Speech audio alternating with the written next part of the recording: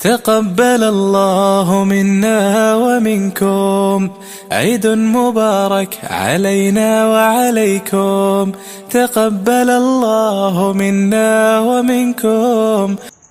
الحمد لله إن الحمد لله الذي نحمده ونستعينه ونستغفره ونعوذ بالله من شرور أنفسنا ومن سيئات أعمالنا.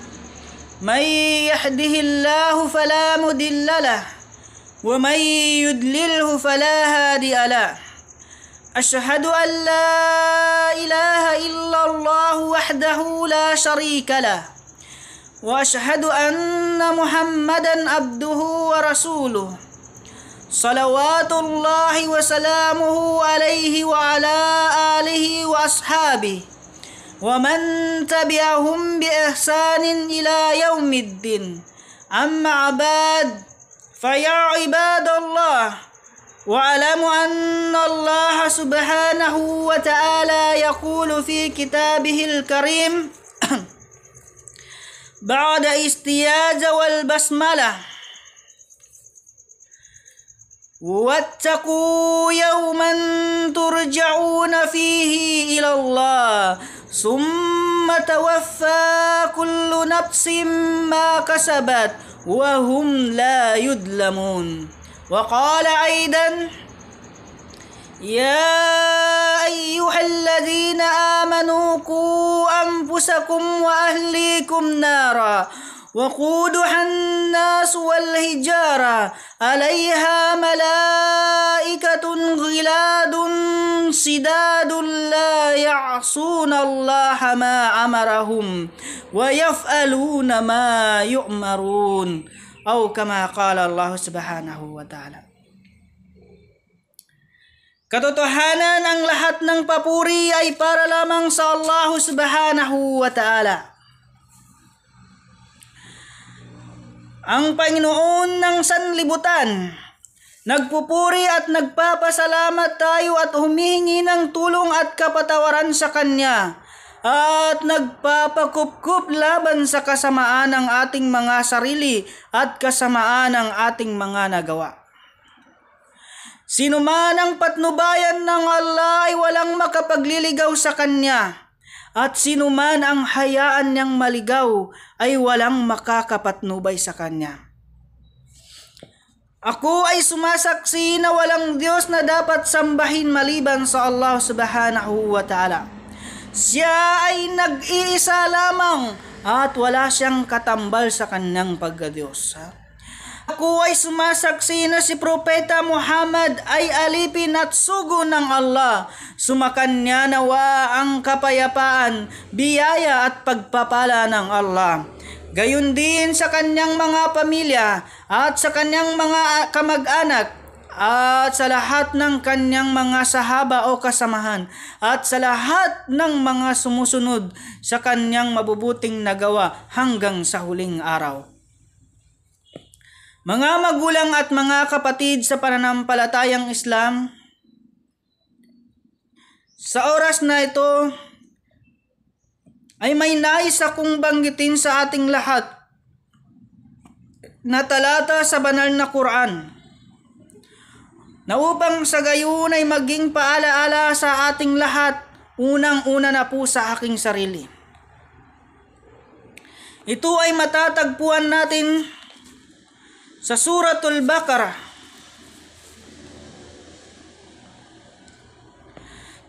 chapter 2, verse 281. Ganito po ang sabi ng Allah Subhanahu wa Ta'ala sa Suratul Baqarah: واتقوا يوما ترجعون فيه إلى الله ثم توفى كل نفس ما كسبت وهم لا يظلمون.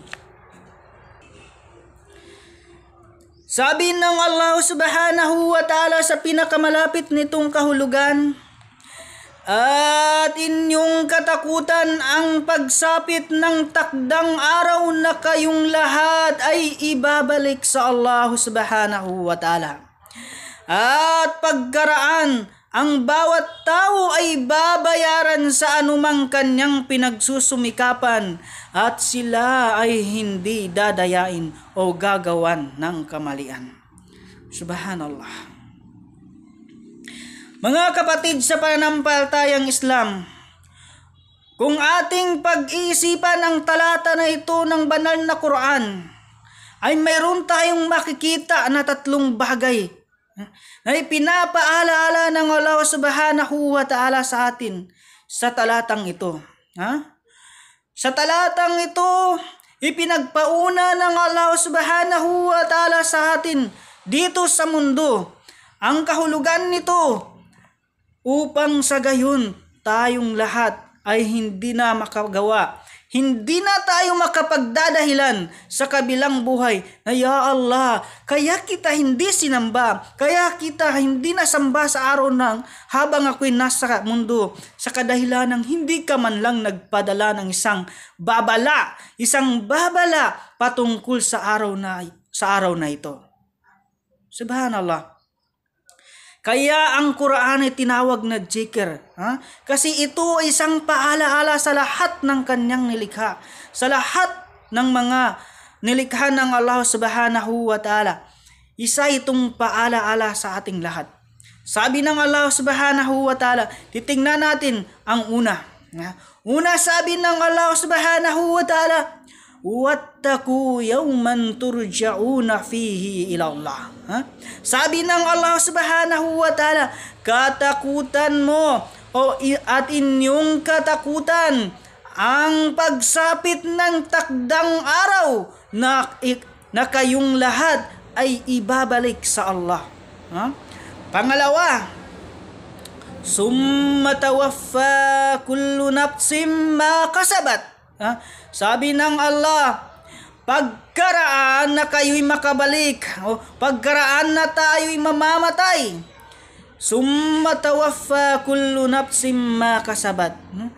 Pagkaraan kayo o ang lahat ng tao ay babayaran sa lahat ng kanilang mga pinagsusumikapan dito sa mundo. Yan. Ikatlo, wahum la yudlamun. At sila ay hindi dadayain, sabi ng Allah. Kung ano man ang ginawa mo dito sa mundo, ay babayaran ka. Kung ano man yan. At wahum la yudlamun. At hindi ka dadayain ng Allah subhanahu wa ta'ala. Ngayon, pag-aralan natin ang tatlo na ito. Unang-una sabi ng Allah subhanahu wa ta'ala, wattaqu yawman turja'una fihi ila Allah. Kapatid ko sa pananampalatayang Islam, pinapaalalahanan tayo ng Allah subhanahu wa ta'ala na may araw, may sandali sa ating buhay na tayo ay ibabalik ng Allah subhanahu wa ta'ala sa kanyang harapan. Ibabalik tayo ng Allah kahit gustuhin man natin o hindi, gusto man natin o hindi, tayo ay ibabalik ng Allah subhanahu wa ta'ala. Natapos man natin ang ating hangarin, nakamit man natin ang ating mga pangarap dito sa mundo, ay ibabalik at ibabalik tayo ng Allah sa kanyang piling sa takdang panahon. Hindi natin may didinay na, ya Allah, hindi mo kami pinapalalahanan, sapagkat ito ay babala ng Allah na mayroong talagang tamang panahon na tayo ay ibabalik sa harapan ng Allah subhanahu wa ta'ala.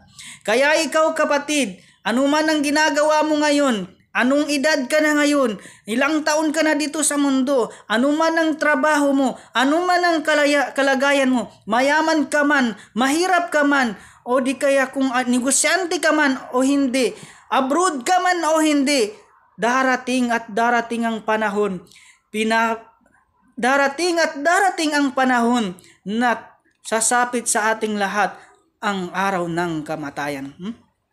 Babalik tayong lahat sa Allah subhanahu wa ta'ala. Sabi pa ng Allah subhanahu wa ta'ala, inna lillahi wa inna ilayhi raji'un. Sabi ng Allah subhanahu wa ta'ala, ang lahat, katotohanan, ang lahat ng galing sa Allah ay magbabalik sa Allah subhanahu wa ta'ala. Kaya ikaw kapatid, sa oras na ito, ikaw po ay magmuni-muni sa iyong sarili. Ilang taon ka na nga ba? Kilala mo na ba si Allah? Alam mo na ba ang relihiyong Islam? Napag-aralan mo na ba ito? Handa ka na ba sa araw na sinabi ng Allah, wattaku yawman turja'una fihi ilallah? Nakapaghanda ka na ba dyan kapatid? Ha? Sabi ng Allah, ang lahat katotohanan, ang lahat ng galing sa Allah ay magbabalik sa Allah subhanahu wa ta'ala. Marahil kapatid ko sa pananampalatayang Islam, ang talata na ito ay madalas mong binabanggit. Madalas mo itong sinasabi sa tuwing may naririnig kang namatay na kapamilya mo, kamag-anak mo, mga kaibigan mo, mga kakilala mo, o kahit hindi mo kakilala, basta nalaman mong namatay, ay sinasabi mong, inna lillahi wa inna ilayhi raji'un. Kapatid ko sa pananampalatayang Islam, ang aya na yan ay isang paalaala ng Allah subhanahu wa ta'ala sa iyo na wattaku yawman turja'una fihi ilallah. Katakutan mo ang araw na ikaw ay ibabalik ng Allah subhanahu wa ta'ala. Hindi yan slogan kapatid. Hindi yan salawikain lamang na binabanggit. O di kaya ang talata na ito na inna lillahi wa inna ilayhi raji'un ay hindi lamang kinaugalian nating mga Muslim. Bagus yan ay isang paalaala sa iyo na ikaw ay nabubuhay ngayon. Darating ang araw ay ibabalik ka ng Allah subhanahu wa ta'ala sapagkat ikaw ay galing sa Allah at ibabalik ka ng Allah sa kanyang piling. Mashallah, subhanallah. Kaya ganito talaga ang Islam. Hindi natin masasabi na ang Islam ay hindi nagbibigay ng paalala sa atin. Hindi nagbibigay ng babala. Pangalawa, na malimit din natin ito binabanggit na mga talata sa banal na Quran. Sa tuwing meron tayong naririnig na namatay, ito ay binabanggit din natin. Kullu nafsin ja'ikatul maut. Sabi natin, habang tayo ay naka-online, nag-scroll down tayo ng ating FB. Pagkatapos scroll up. Pagkatapos nun, meron tayong nakitang namatay. Nakapost sa ating wall, dumaan sa ating newsfeed. Sabi natin, kullu nafsin za'ikatul maut. Inna lillahi wa inna ilayhi raji'un. Kapatid ko sa panampalatayang Islam, kung ginagamit mo lang ang iyong kaisipan, kapag nakita mo ang mga ganong mga talata sa banal na Quran, magkakaroon ka na ng pag-iisip na sinasabihan ka ng Allah subhanahu wa ta'ala na wattaku yawman turja'una fihi ilallah. Katakutan mo ang araw na ikaw ay ibabalik ng Allah subhanahu wa ta'ala. Ipinaparating ng Allah subhanahu wa ta'ala sa iyo kapatid sa pamamagitan ng pagbabasa mo ng mga aya na ito na inna lillahi wa inna ilayhi raji'un, kullu nafsin ja'ikatul maut, na ikaw ay binibigyan ng Allah ta'ala ng babala na ikaw kapatid ay babalik sa Allah subhanahu wa ta'ala. Lahat ng may buhay, kullu nafsin ja'ikatul maut, ang lahat ng may buhay ay makakaranas ng kamatayan. Kaya kapag nabasa mo ito, isipin mo na pinapaalalahanan ka kapatid, ikaw ay may buhay, kaya makakaranas ka ng kamatayan. Subhanallah. Napakaganda po ng pananampalatayang Islam. Kaya hindi na natin masisisi ang Allah subhanahu wa ta'ala sa araw ng paghuhukom kapag tayo ay haharap na sa Kanya na, Ya Allah, hindi mo kasi kami binigyan ng babala na darating pala ang araw na ito na kami ay babalik sa iyo. Gayon kapatid, hindi mo na yung magagawang dahilan dahil pinagpauna na ng Allah subhanahu wa ta'ala na ikaw ay maghanda sa takdang panahon o sa pagsapit ng takdang araw na ikaw ay ibabalik sa piling ng Allah. Ikaw ay ibabalik sa Allah subhanahu wa ta'ala. So hindi mo na yan magagawang dahilan dahil ang Quran at ang Islam ay kumpleto. Di tayo hinayaan ng Allah subhanahu wa ta'ala na bahala na kayo dyan sa buhay niyo dito sa mundo. Meron siyang paalaala, mga babala na ipinaparating sa atin dito sa mundo habang tayo nabubuhay. Pangalawa, sabi ng Allah subhanahu wa ta'ala sa talata na ating nabanggit, summa tawaffa kullu nafsin ma kasabat. Sabi ng Allah subhanahu wa ta'ala, pagkaraan na sila'y mamatay, pagkaraan ng kamatayan o pagkaraan na sila ay mamatay, ang lahat ng mga tao ay gagantimpalaan o di kaya ang lahat ng tao ay babayaran sa anumang gawain na kanilang pinagsusumikapan dito sa mundo. Subhanallah. Pagkaraan na sila ay mamatay, pagkaraan, sabi ng Allah subhanahu wa ta'ala, wattaqu yawman turja'una fihi ila Allah. Katakutan ninyo ang pagsapit ng takdang araw na kayong lahat ay ibabalik sa Allah. Summa tawaffa kullu nafsin ma kasabat. Pagkaraan ay babayaran ang bawat tao ng anumang kanyang ginawa na pinagsusumikapan dito sa mundo. Dito bibigyan natin ito ng kahulugan. Kumbaga, titingnan natin ang iba pang mga talata patungkol sa sabi ng Allah subhanahu wa ta'ala, nagagantimpalaan o babayaran tayo sa lahat ng ating mga bagay, sa lahat ng mga gawain na ating pinagsusumikapan dito sa mundo. Baka kasi sasabihin ng iba, meron kasi mga taong pilosopo Merong mga taong pilosopo na sasabihin, ako ay isang magsasaka, kaya ako ay magsasaka na lamang dito sa mundo habang buhay sapagkat babayaran pala ako ng Allah subhanahu wa ta'ala sa aking pagsasaka. Kasi ito yung pinagsusumikapan ko Mga tao ganyan ang pag-iisip. Kapag hindi mo na-expound ng isang talata sa banal na Quran, ay gagawa siya ng mga palusot para lang maayon sa kanyang sarili ang talata na yun. Ang Allah subhanahu wa ta'ala, nilinaw niya ang talata na ito na sinabi niya, nagagantimpalaan ang bawat tao sa anumang gawain na kanilang pinagsusumikapan dito sa mundo.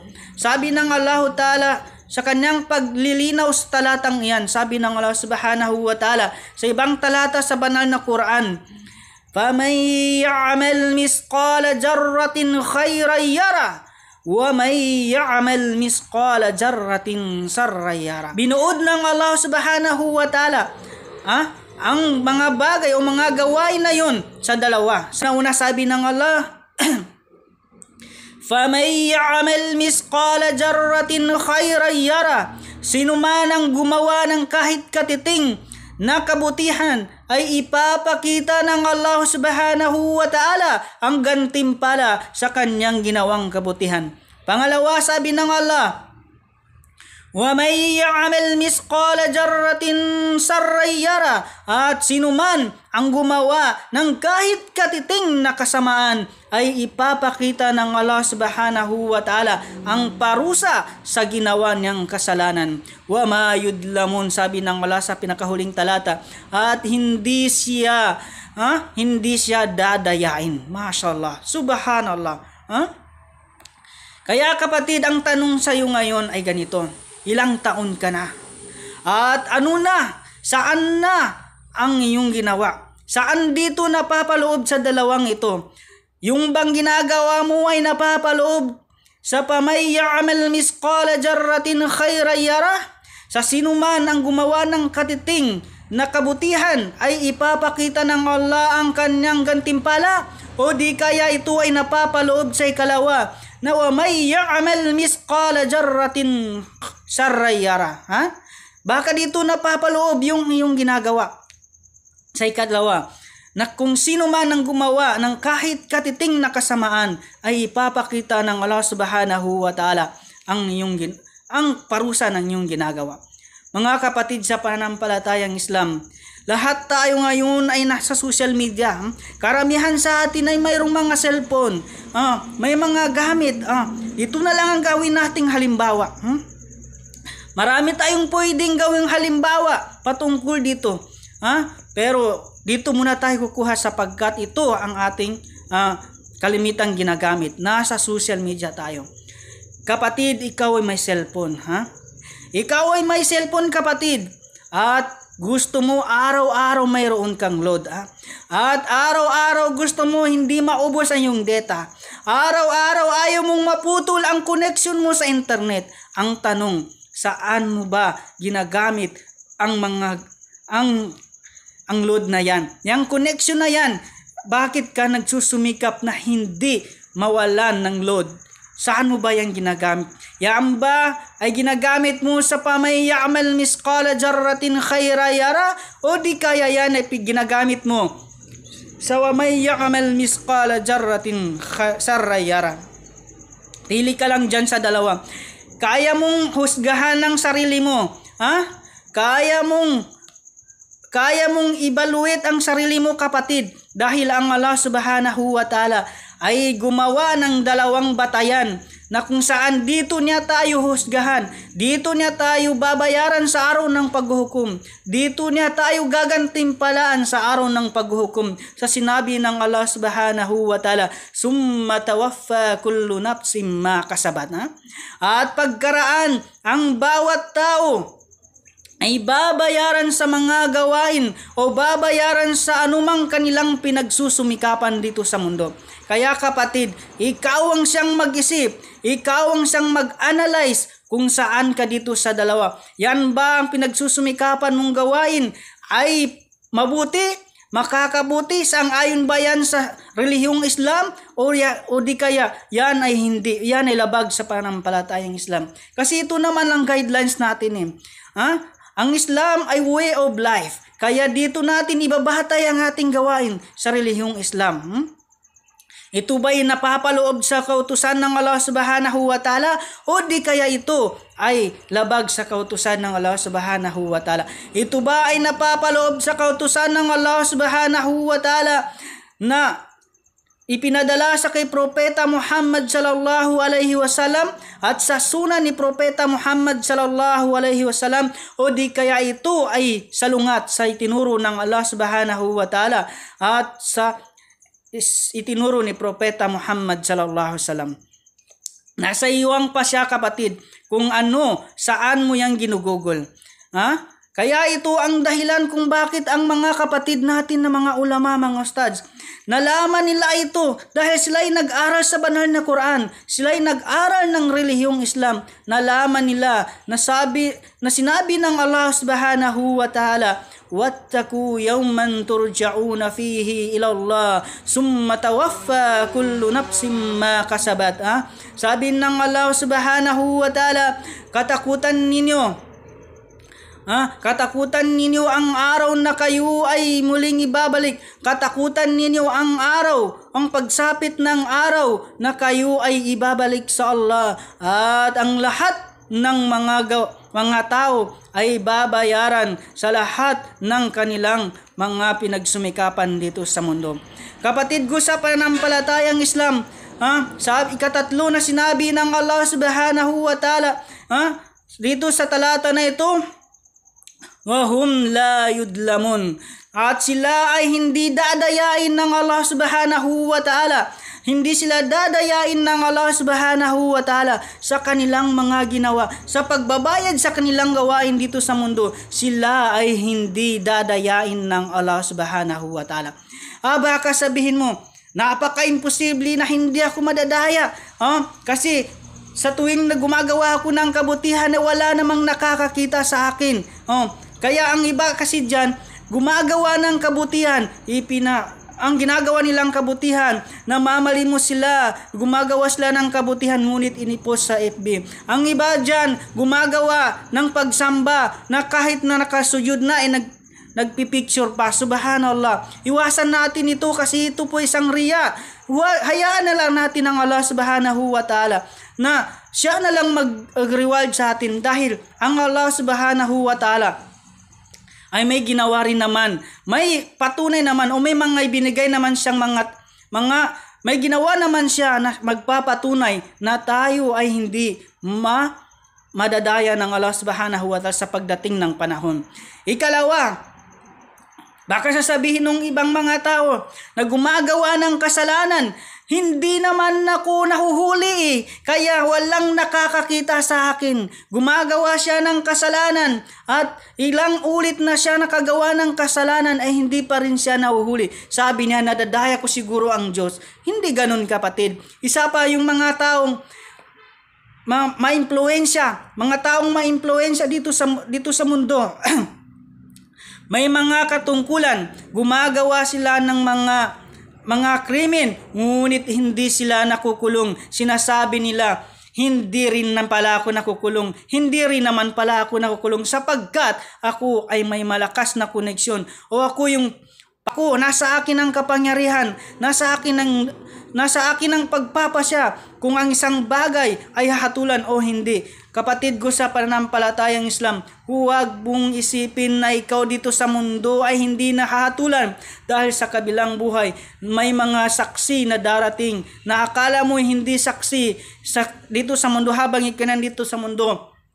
Hindi mo pa pinapaniwalaan na ito ay magiging saksi sa iyo sapagkat nandito ka pa sa mundo. At kung minsan mga kapatid, mayroong mga taong ganun na mga idea, pero ang sabi ng Allah subhanahu wa ta'ala, unang-una may tatlo tayong babanggitin natin na kung saan ito yung sasaksi sa atin. Sa mga gawain natin dito sa mundo ay nakabantay na sila sa atin at sa kabilang buhay ay sasaksi sila. Unang-una, ang Allah subhanahu wa ta'ala sa paniniwalang Islam ay mayroon tayong mga malaika, mga anghel na ibinigay sa atin ng Allah na siyang magbabantay sa ating mga gawaing kabutihan at kamalian na tinatawag sa kanilang gawain, binigyan ng katungkulan na kiraman katibin. Yung kiraman katibin na yan sila yung manunulat, mararangal na manunulat na isinusulat nila. Yung mga anghel na yan ay sinusulat nila kung ano yung nagagawa nating kabutihan at kung ano ang nagagawa nating kasamahan. Kaya kapatid ko sa pananampalatayang Islam, hindi ba kayo nagtataka? May mga gawain tayo na kahit anong tago natin sa gawain natin na yun ay darating ang panahon na mabubuking. Di ba? Nagawa na ninyo yan, di ba? Marahil sigurado ako sa bawat isa sa atin. Meron tayong isinisikreto. Nagsisikret tayo ng mga gawain, mabuti man o masama. Ngunit pagkaraan ng ilang araw, pagkaraan ng ilang buwan, pagkaraan ng ilang taon, lumalabas, nalalaman ng ibang tao. O di kaya sa mismong ginagawa natin ang kabutihan na yun o kasamaan na yun ay may dumarating na tao at doon na tayo nahuhuli. Subhanallah. Marahil na-experience ninyo yan.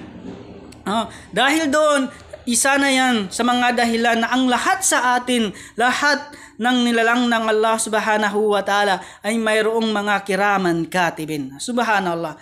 Bawat isa sa atin. Kaya hindi natin masasabing hindi rin siguro malalaman o di kaya sa kabilang buhay ang aking sikreto ay hindi rin mabubunyag. Sa kabilang buhay ang kiraman katibin ay ibibigay sa atin ang ating mga listahan dito sa mundo. Tayo ang gumagawa ng ating listahan dito sa mundo. Patungo sa kabilang buhay. Kaya ikaw kapatid, mag-isip-isip ka kung saan ka dyan, sa kabutihan o sa kasamaan. Pangalawa, na tayo ay hindi talaga malilin lang sa kabilang buhay. Mayroon naman sasaksi sa kabilang buhay.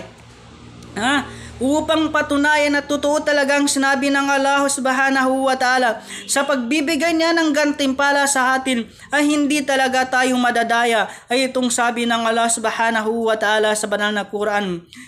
Sabi ng Allah subhanahu wa ta'ala sa banal na Quran sa Suratul Jiljala, Yawmaidin tuhaddisu akhbaraha bi anna rabbaka awhalaha.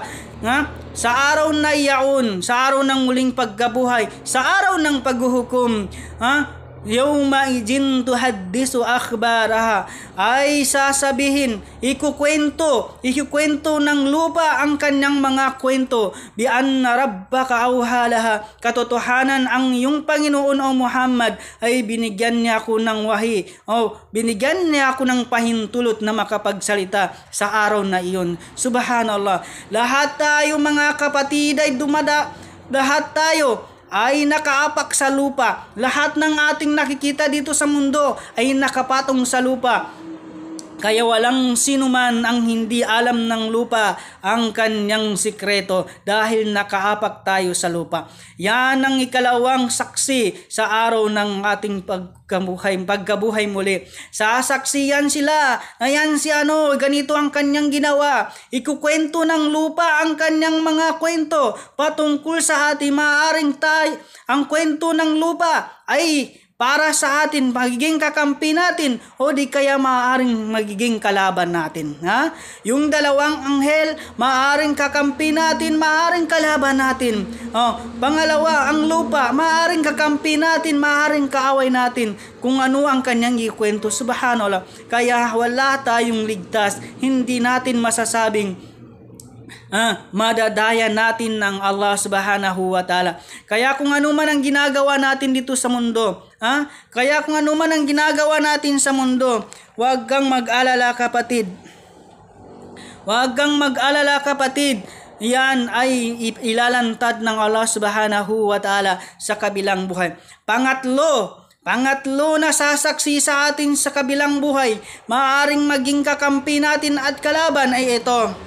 Sabi ng Allah subhanahu wa ta'ala sa suratul Yasin, Al-yawma nakhtimu ala afwahihim wa tukallimuna aydihim wa tashhadu arjuluhum bima kanu yaksibun. Sabi ng Allah subhanahu wa ta'ala, sa araw na yaon ay aming tatakpan ang kanilang mga bibig at ang kanilang mga kamay ay mangungusap sa amin at ang kanilang mga paa ay sasaksi laban sa anumang kanilang lagi ng pinagsusumikapan. Kaya mga kapatid ko sa pananampalatayang Islam, pag-isipan mo mabuti kung ano yung pinagsusumikapan mong gawin dito sa mundo. Yan ba ay para sa Allah subhanahu wa ta'ala? Ang pinagsusumikapan mo ba na yan ay para sa Allah subhanahu wa ta'ala? O di kaya iyan ay magiging kalaban mo sa araw ng paghuhukom.